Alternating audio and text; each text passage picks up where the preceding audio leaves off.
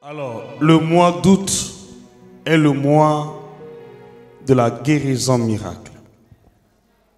C'est pourquoi nous avons dit que le Seigneur va nous visiter. Et Dieu va te visiter en particulier au nom de Jésus-Christ.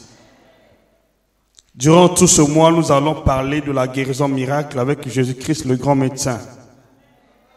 Nous en avons besoin. C'est le temps de saisir l'opportunité pour être guéri. Pour vivre dans la guérison, n'attends pas la maladie pour chercher, y compris pour toi. Tu dois être prudent, tu dois être prudente. Amen. Jésus-Christ, le grand médecin, sur ce mois d'août, nous allons parler de Christ, notre Seigneur, le Rédempteur, comme le grand médecin.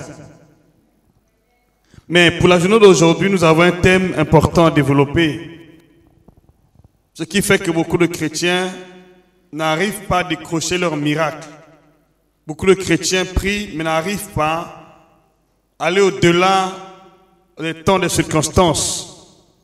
Je veux parler un peu, par la grâce de Dieu, de cette vérité qui fait que beaucoup d'entre nous viennent à l'église, mais sans recevoir gain de cause. Mais je vais quand même disposer le temps de développer certains points essentiels qui vont nous permettre de marcher avec Dieu de gloire en gloire, de succès en succès, et de ne plus jamais tomber dans la confusion. Je vous demande de prêter attention à cet enseignement bien-aimé. Venir à l'église ne résout pas les problèmes.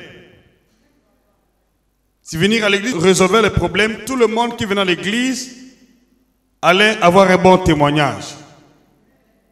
Mais lorsqu'on vient à l'église, c'est juste le premier pas que nous avons pu emboîter pour rencontrer Dieu.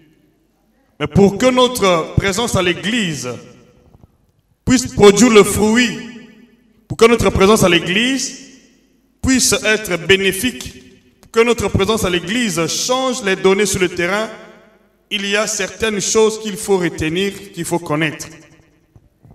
Mais beaucoup de chrétiens vivent dans la confusion parce qu'ils ne connaissent pas l'importance de venir à l'église et qu'est-ce que nous devons faire à l'église en tant que chrétiens.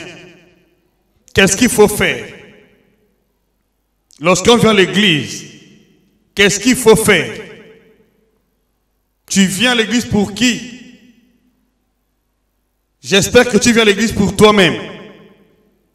N'est-ce pas? Si tu viens pour toi, c'est une bonne chose. Mais si tu ne viens pas à l'église pour toi, tu as déjà donc faussé les calculs. Et tu n'es plus dans le plan de Dieu.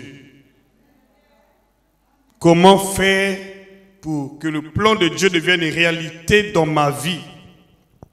Comment faire pour que ce que Dieu a dit puisse s'accomplir dans ma vie?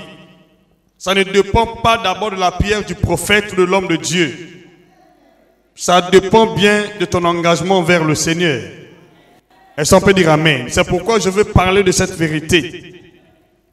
Donc je vais dire tout simplement, sois une source de bénédiction pour soi avant d'être pour les autres. Alors vous savez, les chrétiens déplacent la volonté de Dieu parce qu'ils ne comprennent pas pourquoi ils viennent à l'église. Vous êtes tous là assis, n'est-ce pas? J'espère que chacun doit avoir son problème.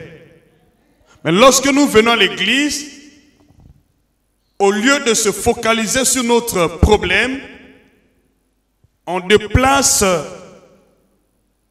l'aspect de notre foi. On commence à s'intéresser à la vie des autres. C'est une convoitise. On commence à s'intéresser au témoignage des autres. Pas peut-être des bons témoignages qu'il a reçus à l'église, à sa vie privée. Et lorsque nous nous déplaçons notre foi et la focalisons sur la vie privée des autres personnes qui viennent à l'église, vous n'êtes plus dans le plan de Dieu. Et c'est la raison pour laquelle il y a beaucoup de gens qui viennent à l'église en masse, mais qui n'ont jamais été bénis par Dieu. Pourquoi? Parce qu'ils ont déplacé le sujet.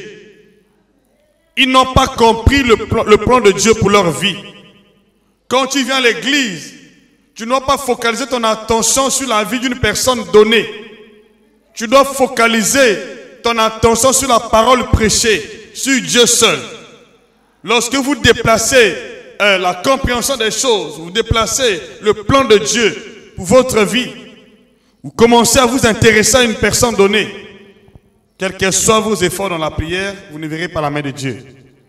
C'est pourquoi je dis, sois une source de bénédiction pour soi avant d'être pour l'autre. Ou avant d'être pour les autres. Il faut être une source de bénédiction pour toi, pour soi, avant d'être pour les autres. Tu ne pourras pas être béni par Dieu aussi longtemps que tu n'es pas une bénédiction pour ta propre vie. Dis-moi amen. Tu dois être une bénédiction pour ta propre vie avant de prétendre bénir les autres. Tu dois être d'abord un juge pour ta propre vie avant de juger les autres. Dis-moi amen. Tu dois être un juge pour ta vie. Tu dois te justifier toi-même devant Dieu avant de pouvoir justifier les autres. Tu dois être affermi devant Dieu avant d'affermir les autres. Dis-moi amen. Tant que vous ne comprenez pas que le premier devoir que vous avez accompli dans l'église, c'est d'abord ta propre présence devant Dieu. Tu dois te justifier avant de justifier l'autre. Tu dois être béni avant de bénir l'autre. Tu dois être affermi avant de vouloir affermir les autres. Tant que vous ne comprenez pas ces vérités, bien-aimés, vous allez passer à travers la réponse de Dieu. Vous serez hors et à travers. C'est la raison pour laquelle beaucoup de gens prient, mais ils sont dans la confusion. Parce qu'ils n'ont pas compris. Tu es venu à l'église parce que tu as des problèmes. Mais tu as abandonné tes problèmes. Tu commences à t'intéresser à la vie privée de l'autre. Voilà l'attitude que nous avons aujourd'hui dans les églises.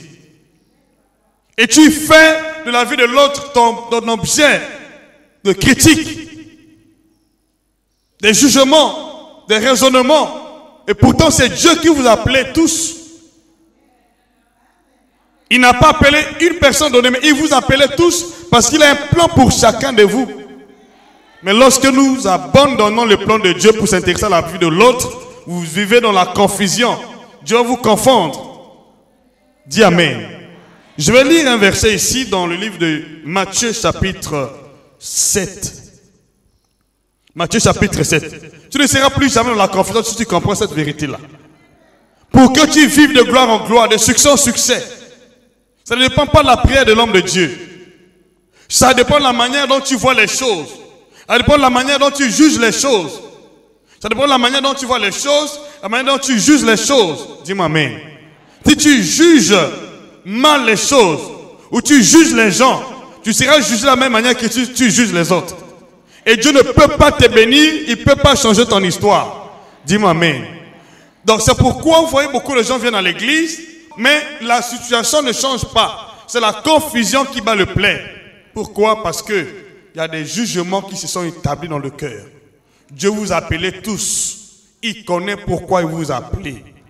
Il n'a pas appelé une personne donnée. Il vous a appelé chacun selon sa volonté. Chacun selon son appel. Dis Amen. Aussi longtemps que vous ne comprenez pas ces vérités, je le dis devant Dieu, vous serez un sujet de honte et de confusion toute la vie.